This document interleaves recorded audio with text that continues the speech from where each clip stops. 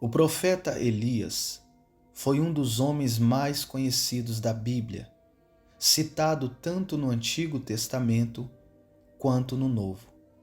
A história de Elias possui um papel muito ativo na narrativa bíblica. O profeta Elias viveu no século IX a.C., durante os reinados de Acabe e Acasias, no Reino do Norte. Lembrando que em sua época o povo de Israel havia se dividido em dois reinos. Judá era o reino do sul, com capital em Jerusalém, e Israel era o reino do norte, com capital em Samaria. A Bíblia não revela nada sobre a vida pessoal e familiar do profeta Elias. Sabemos apenas que ele era um tisbita que morava na terra de Gileade, a leste do rio Jordão. O nome Elias significa Jeová é Deus. O ministério do profeta Elias está registrado nos livros de 1º e 2º Reis. Seu ministério começa sem muita introdução e termina com a descrição de sua ascensão aos céus. Elias profetizou numa época muito difícil da história do povo de Israel, do ponto de vista religioso.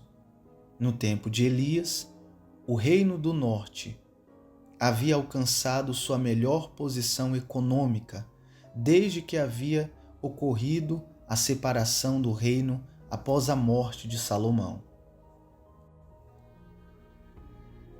O rei Onri procurou estabelecer boas relações com as nações vizinhas. Ele casou seu filho, Acabe, com Jezabel, filha de Etibaal, rei dos Sidônicos. Esse casal introduziu em Israel a adoração ao deus Baal de Tiro e Sidom. Acabe se encarregou até de construir um templo a Baal em Samaria, em 1 Reis, capítulo 16, versículo 32. Nesse tempo turbulento de idolatria e paganismo, Elias foi chamado para servir como porta-voz de Deus. Ele recebeu a responsabilidade de lembrar aos israelitas que eles eram o povo do Senhor. O ministério de Elias pode ser organizado em 6 importantes episódios. O aviso acerca da seca iminente e seu isolamento, a luta no Monte Carmelo, onde enfrentou os profetas de Baal, a fuga para Horebe, o episódio envolvendo Nabote, a profecia acerca de Acasias e sua translação ao céu. A seguir, conheceremos os detalhes mais importantes de cada um desses 6 episódios que marcaram o ministério do profeta Elias. Em 1 Reis, capítulo 17, temos o registro sem qualquer introdução das atividades do ministério do profeta Elias. Na ocasião, o profeta Elias anunciou que haveria uma grande seca. Devemos lembrar que Baal era o deus da vida e da fertilidade. Logo, tal seca representava um ataque direto à suposta capacidade desse ídolo de controlar as condições do templo ou do tempo. Após essa profecia, Elias recebeu recomendações divinas para que se retirasse para o Oriente, escondendo-se junto ao ribeiro de Querite. Nesse lugar, Elias foi sustentado milagrosamente. A água vinha do próprio ribeiro e o pão e carne eram trazidos por corvos. Em 1 Reis, capítulo 17, versículo do 2 ao 6. Após o ribeiro secar por conta da severa seca, Elias foi instruído a ir até Sarepta, que é em Sidom. Lá ele seria sustentado por uma viúva. Num primeiro instante, imagina-se que a viúva que sustentaria o profeta seria uma mulher de posse. Entretanto, a sequência do texto bíblico nos revela que a situação precária em que aquela mulher vivia. De forma milagrosa e providencial, Deus multiplicou a reserva de farinha e azeite da viúva, até que a chuva voltasse a cair sobre a terra. Ainda no mesmo capítulo, temos o registro da enfermidade que acometeu o filho da viúva e o acabou matando. A expressão, abre aspas, que tenho eu contigo, homem de Deus, fecha aspas, demonstra que aquela mulher associou a visita do profeta Elias com a enfermidade do seu filho. Ela pensava que a presença do profeta como um homem de Deus havia atraído a atenção divina para o seu pecado. 1 Reis, capítulo 17, versículo 18. Aquele acontecimento serviria como uma grande prova da identidade de Elias como profeta do Senhor. Elias orou a Deus e o filho da viúva foi restaurado à vida novamente. Durante o período da seca profetizada por Elias, a fome castigou Samaria. Nesse período, Jezabel mandou matar os profetas do Senhor. Porém, havia um homem chamado Obadias, oficial de Acabe, que consegue esconder alguns profetas. Obadias também foi o responsável em intermediar o encontro entre Elias e Acabe. Acabe culpava Elias da miséria em Israel, mas o profeta deixou claro que ele e sua família é que eram os verdadeiros culpados. Eles tinham pecado contra o Senhor, especialmente por causa da idolatria. Então o profeta Elias convocou todo Israel a comparecer no Monte Carmelo. Naquele lugar, confrontaria os profetas de Baal, sustentados por Jezabel. Os 450 profetas de Baal e os 400 profetas de Azera foram até o monte. Ali, 2 sacrifícios seriam apresentados, um pelos pagãos e outro pelo profeta do Senhor.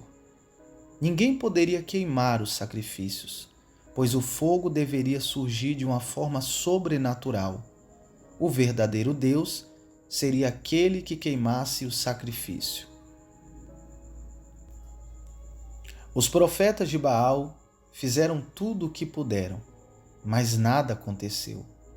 Elias, então, consertou o altar do Senhor que estava quebrado e pediu que derramasse água sobre o holocausto. O profeta Elias clamou ao Senhor e Deus respondeu com fogo que consumiu o holocausto. Em 1 Reis, capítulo 18, versículo do 23 ao 38. Todo o povo de Israel reconheceu que Jeová é Deus. Naquele dia, os profetas de Baal foram mortos e uma grande chuva caiu sobre Israel. Havia chegado ao fim o período de seca, conforme Elias havia anunciado em 1 Reis, capítulo 18. Nesse episódio, também encontramos mais uma demonstração do poder de Deus na vida do profeta Elias. Ele foi capaz de correr à frente da carruagem de Acabe por todo o caminho até Jezreel. Isto representava uma distância de 30 a 35 quilômetros do local onde ele estava. Após ser ameaçado por Jezabel, Elias fugiu em direção ao sul. Esse foi um momento de profundo desânimo na vida do profeta. Inclusive, ele chegou a desejar a morte, em 1 Reis, capítulo 19. Entretanto, ele foi divinamente alimentado com pão e água e instruído a seguir em direção a Horebe, o monte de Deus.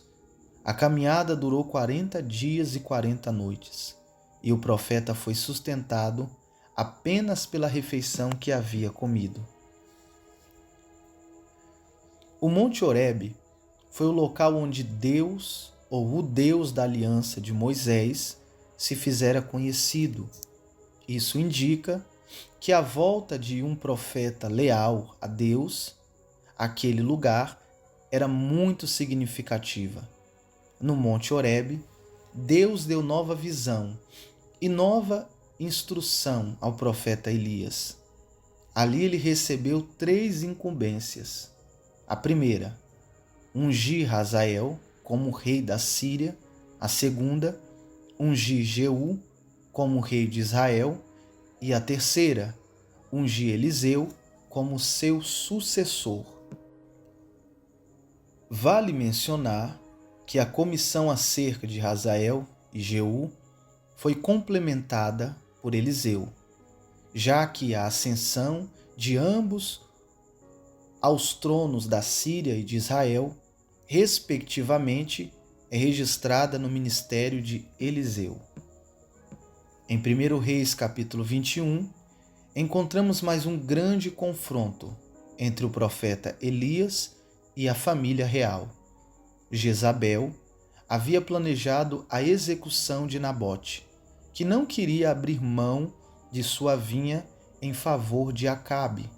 Além disso, eles haviam ignorado o direito à herança da terra que era garantido na nação de Israel. O profeta Elias anunciou o juízo divino sobre Acabe e Jezabel, dando detalhes sobre as suas mortes e avisando que sua casa seria destruída. Como Acabe se arrependeu, o Senhor adiou por uma geração a destruição da sua dinastia. Em 1 Reis, capítulo 21, versículo 29.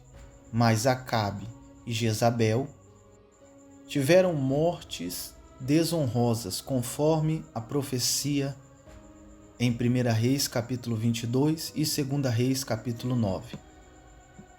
Acabe subiu ao trono de Israel, ou Acasias subiu ao trono de Israel, sucedendo a Acabe, seu pai. Isso aconteceu em 1 Reis, capítulo 22. E em uma determinada ocasião, Acasias sofreu um acidente que o deixou aleijado. Prontamente ele tentou buscar auxílio no deus pagão, ironicamente chamado de Baal-Zebude, que significa Senhor das Moscas. Esse era um trocadilho que ridicularizava o nome de Baal-Zebu, que significa Senhor, o príncipe. Acasias desejava saber se poderia se recuperar de seu problema, mas Elias interceptou os mensageiros de Acasias e ordenou que voltassem ao rei, avisando que ele havia ignorado o Deus de Israel e que certamente morreria. Revoltado, Acasias deu ordens para que o profeta Elias fosse preso. Ele enviou um capitão com 50 soldados ao encontro de Elias, que estava no cume do monte. No entanto, todos eles acabaram consumidos pelo fogo que desceu do céu. Acasias enviou outro capitão com 50 soldados e também foram consumidos com fogo. Insistente, Acasias enviou mais um capitão com seus soldados. Esse último capitão subiu ao encontro de Elias e suplicou por sua vida e pela vida de seus soldados. O profeta Elias então o acompanhou e foi à presença do rei para transmitir pessoalmente a sua mensagem. Assim como Elias havia predito, Acasias não se recuperou e morreu. Em 2 Reis, capítulo 1. O final do ministério de Elias está registrado em 2 Reis, capítulo 2. Eliseu e alguns outros profetas receberam ou perceberam que o ministério do profeta Elias estava chegando ao fim e o que ele os deixaria. Por algumas vezes, Elias tornou a se distanciar, mas Eliseu insistiu em acompanhá-lo. É importante lembrar que Eliseu já havia sido vocacionado para suceder o profeta Elias. Elias e Eliseu foram a vários lugares juntos, depois de um milagre realizado no Jordão, o qual teve suas águas divididas. Eliseu pediu uma porção dobrada do espírito de seu mestre. Essa era uma referência ao direito de primogenitura praticado nas famílias israelitas. Em Israel, o filho pródigo recebia a porção dobrada da herança da família. Além disso, ele tinha o direito de suceder o patriarca na casa, como em Gênesis 25, 31, ou Deuteronômio capítulo 21, versículo 13. Ou 17. Em outras palavras, Eliseu estava desejando se tornar o principal herdeiro espiritual de Elias. Ele não queria ser exatamente 2 vezes mais poderoso do que o profeta, como muitas pessoas imaginam. Eliseu fez um pedido muito ousado. Elias lhe respondeu que não cabia a ele, e sim a Deus, decidir se o pedido de Eliseu seria atendido. A sequência do texto bíblico nos informa que a concessão desse pedido de Eliseu foi garantida. Eliseu viu Elias ascender ao céu em um redemoinho, escoltado num carro de fogo com cavalos de fogo. Além dos livros de 1º e 2º Reis, onde a sua história está registrada, o profeta Elias aparece em outras 2 referências no Antigo Testamento.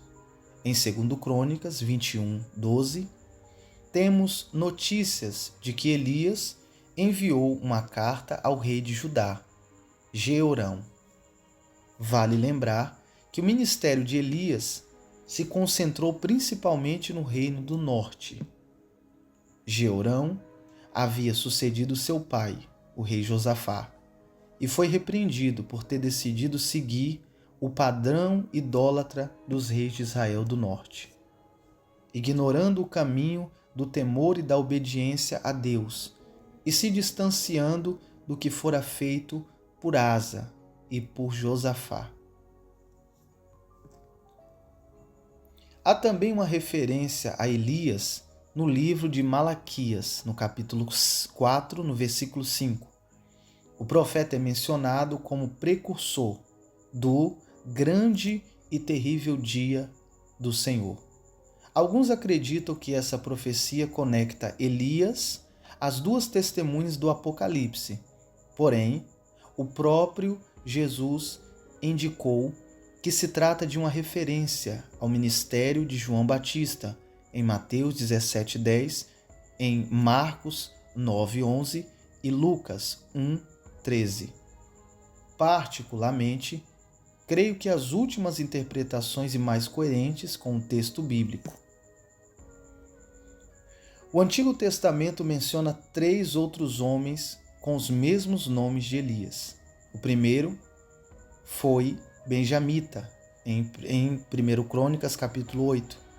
Os outros 2 foram um sacerdote e um filho de um sacerdote que casaram com mulheres gentílicas, em Esdras capítulo 10, versículo 21. Elias é mencionado várias vezes no livro do Novo Testamento, principalmente em relação à identificação do seu ministério com o de João Batista. Entretanto, a menção mais extraordinária de Elias no Novo Testamento é o episódio da transfiguração de Jesus. O profeta apareceu junto de Moisés, ao lado do nosso Senhor, em Mateus capítulo 17, versículo do 1 ao 3, e Marcos capítulo 9, versículo 4.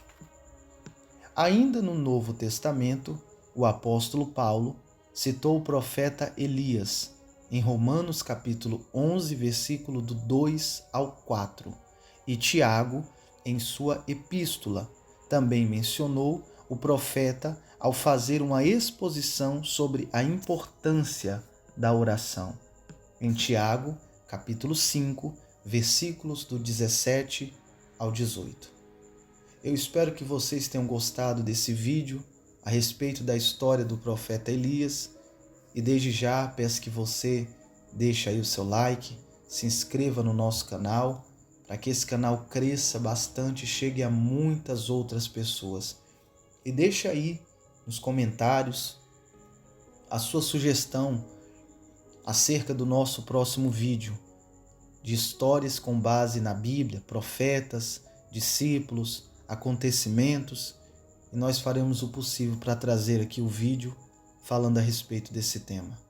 Até o próximo vídeo.